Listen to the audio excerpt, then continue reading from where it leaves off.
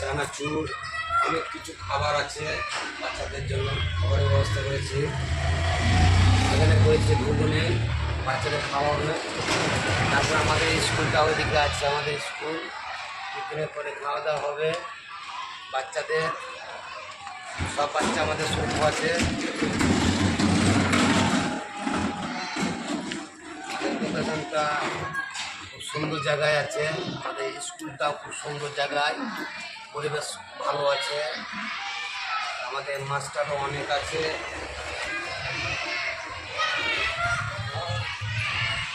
সব খাবারের, সব বাচ্চাদের খাবারের জন্য এই খাতা পাবেন এখানে।